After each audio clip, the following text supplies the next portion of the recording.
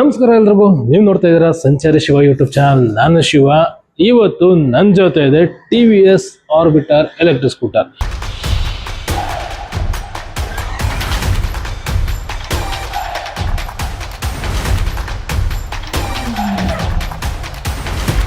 So ಏನಪ್ಪ ಸಮಾಚಾರ ಅಂದ್ರೆ, ನಾನು TVS ಆರ್ಬಿಟರ್ ಬಗ್ಗೆ ಮಾತಾಡ್ದಾಗೆಲ್ಲ ಒಂದಷ್ಟು ಜನ ಒಂದಷ್ಟು ಕ್ವಶನ್ಸ್ ನ ಕೇಳ್ತಾ ಇದ್ದೀರಾ. ಸೊ ಈ ಗಾಡಿನ ತಗೊಳ್ಳೋದು ಯಾವ ತರ, ಮತ್ತೆ 49,000 ರೂಪಾಯಿ ಅಂತೀರಾ, 49,000 ರೂಪಾಯಿ ಯಾವ ತರ ತಗೊಳ್ಳೋದು, ಜೊತೆಗೆ ಇದ್ರಲ್ಲಿ ಏನಾರ ವೇರಿಯಂಟ್ಸ್ ಇದೆಯಾ, ಇದ್ರೆ ಎಷ್ಟು ವೇರಿಯಂಟ್ಸ್ ಇದೆ, ಏನೇನ್ ಡಿಫ್ರೆನ್ಸ್, ಅದ್ರ ಬಗ್ಗೆ ಒಂದಷ್ಟು ಡೌಟ್ಗಳನ್ನ ಕೇಳ್ತಾ ಇದ್ದೀರಾ. ಸೊ ಇವತ್ತು ಈ ವಿಡಿಯೋದಲ್ಲಿ TVS ಆರ್ಬಿಟರ್ ಬಗ್ಗೆ Q&A ನ ಮಾಡ್ತಾ ಇದ್ದೇನೆ.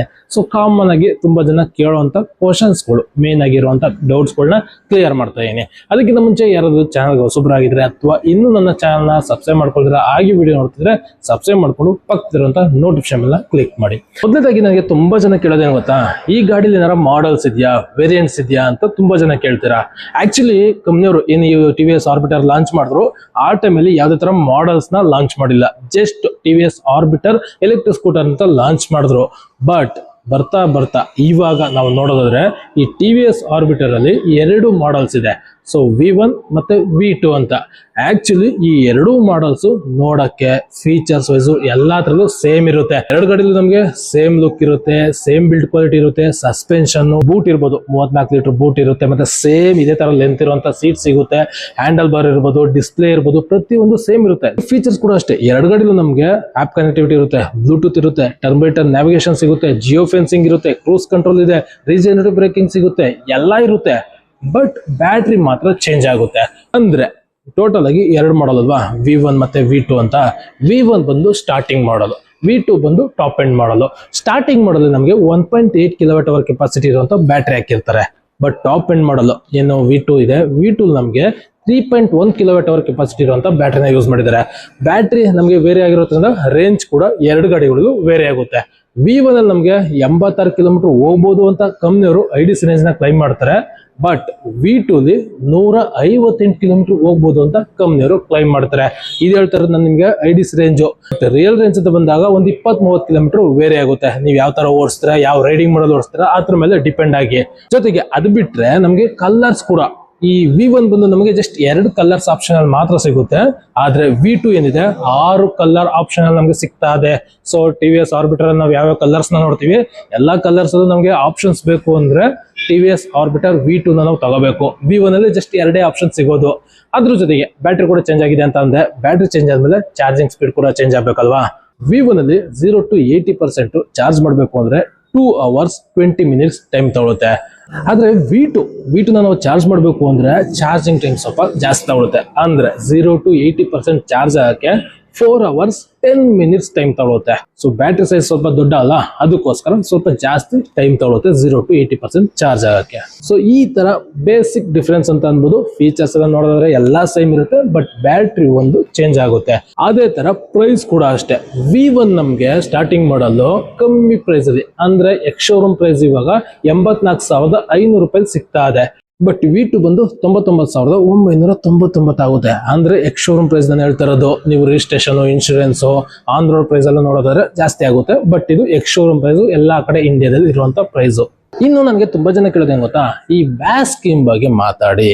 ಏನಿದು ಬ್ಯಾಸ್ ಸ್ಕೀಮು, ಯಾವ ತರ ಕೊಟ್ಬಿಡ್ತಾರೆ ಬ್ಯಾಸ್ ಸ್ಕೀಮ್ ಅಲ್ಲಿ ಅಂತ ತುಂಬಾ ಜನ ಕೇಳ್ತಾರೆ.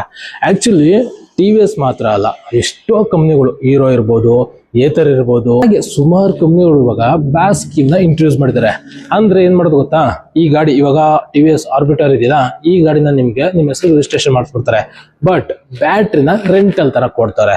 ಎಕ್ಸಾಂಪಲ್, ಇವಾಗ ನೀವು TVS ಆರ್ಬಿಟರ್ V1 ಇದೆಯಲ್ಲ, ಈ ಗಾಡಿನ ನೀವು ಇವಾಗ ತಗೋತೀರಾ ಅಂದ್ರೆ ಎಕ್ಸ್ ಶೋರೂಮ್ ಪ್ರೈಸ್ 84,500 ರೂಪಾಯಿ ಇದೆ. ಅದ್ರ ಜೊತೆಗೆ RTO, ಇನ್ಶೂರೆನ್ಸ್ ಫೀಸು ಎಲ್ಲ ಇರುತ್ತೆ. ಅದನ್ನ ನೀವು ಪೇ ಮಾಡಿದ್ರೆ ನಿಮ್ಗೆ ಸ್ವಂತ ಗಾಡಿ ಆಗುತ್ತೆ. ಸೊ ನೀವು ಫುಲ್ ಕ್ಯಾಶ್ ಅಲ್ಲಿ ತಗೋತೀರ ಅಂದ್ರೆ ಜಸ್ಟ್ 84,500 ರೂಪಾಯಿ ಪ್ಲಸ್ RTO ಚಾರ್ಜಸ್, ಇನ್ಶೂರೆನ್ಸ್ ನ ಪೇ ಮಾಡಿದ್ರೆ ಮುಗೀತು. ಇಲ್ಲ EMI ಹೋಯ್ತೀರಾ ಅಂದ್ರೆ EMI ನಿಮ್ಗೆ ಹೇಳ್ತಾರೆ ಡೌನ್ ಪೇಮೆಂಟ್ ಎಷ್ಟು ಮಾಡ್ಬೇಕು ಅಂತ, ಅಷ್ಟು ಡೌನ್ ಪೇಮೆಂಟ್ ಮಾಡಿದ್ರೆ EMI ಕಟ್ಕೊಂಡ್ರೆ ಮುಗೀತು.